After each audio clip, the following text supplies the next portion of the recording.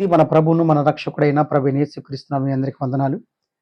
ఆ దినాల్లో మొర్దుకై, ఎస్తేరు, హామాను జీవించినటువంటి దినాల్లో ఎస్తేరును దేవుడు రాణిగా చేశాడు. ఆ తర్వాత యూదులందరికీ కూడా ఒక సమస్య వచ్చినప్పుడు మొర్దుకై ఎస్తేరుకు కబురు పంపించి, నువ్వు దీని విషయంలోనేమో దేవుడు నిన్ను రాణిగా చేసాడేమో ఒకసారి ఆలోచించుకో అని చెప్పి ఎస్తేరుకు దేవుడు ఇచ్చినటువంటి ఆ పదవిని జ్ఞాపకం చేస్తున్నాడు.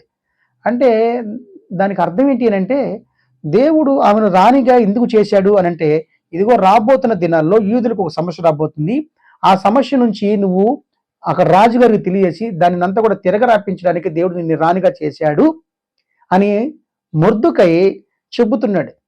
సో దేవుని బిడ్డారా, కాబట్టి దేవుడికి సమస్తం తెలుసు కనుక ముందుగానే ఆమెను రాణిగా చేసి పెట్టాడు. అలాగే నేను తెలియజేసిన మాట ఏంటంటే, దేవుడు కొంతమందిని కొంత అధికారంలో పెట్టాడు.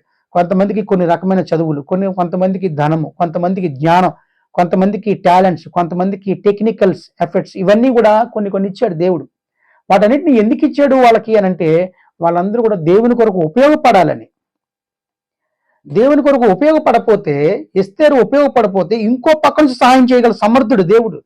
నీ ధనం నువ్వు ప్రభు కొరకు ఉపయోగించకపోయినా, నీ ఆరోగ్యం నువ్వు ప్రభు కొరకు ఉపయోగించకపోయినా, నీ చదువు, నీ టెక్నాలజీ, నీ జ్ఞానం నువ్వు ప్రభు కొరకు ఉపయోగించకపోయినా వేరే రకంగా ప్రభు తన సేవ చేయించుకుంటాడేమో. కాబట్టి నువ్వు గుర్తుంచుకొని ఎస్తేరు వలె తర్వాత మొర్దుకై చెప్పిన మాటలను ప్రేరేపితం తీసుకొని ఎస్తేరు చక్కగా రాజు దగ్గరికి వెళ్ళి, నేను నశిస్తానేమో, చనిపోతే చనిపోతానేమో, ఎందుకంటే రాజు ఆజ్ఞ లేకుండా స్త్రీ వెళ్ళకూడదు, అయినా పర్వాలేదు మీరు నా కోసం ప్రార్థన చేయండి అని చెప్పి ధైర్యం చేసి వెళ్ళింది.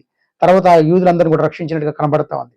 అట్లాగే మీకున్నటువంటి చదువులు కావచ్చు, పేరు ప్రఖ్యాతులు, జ్ఞానం, వివేచన, వాట్ ఎవర్ మీ దగ్గర ఏదైతే ఉందో దాన్ని దేవుని కొరకు ఉపయోగించడానికే దేవుడు మిమ్మల్ని ఆ పదాలను ఇచ్చాడు, ఆ ఉద్యోగం ఇచ్చాడు, ఆ వ్యాపారం ఇచ్చాడు, ఆ స్థానంలో నిలబెట్టాడు, ఆ చదువుని మిమ్మల్ని చదవడించిన కోరిక ఎందుకు అంత స్థానంలో నిలబెట్టాడు అంటే ఆయన కొరకు ఉపయోగపడతావని. అందుకని యెషయా గ్రంథంలో అంటాడు, నేను పిల్లల్ని పెంచి గొప్పవారు చేసి వారు నా మీద తిరగబడి ఉన్నారు అని.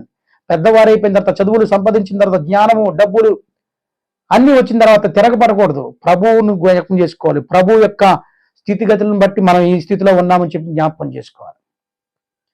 ఎస్తేరు జ్ఞాపకం చేసుకుంది, నేను మొర్దుకై వాళ్ళని మా నాన్నగారు చనిపోయినా కూడా నన్ను పెంచాడు అని చెప్పి దేవుడు చిత్తం చేసింది.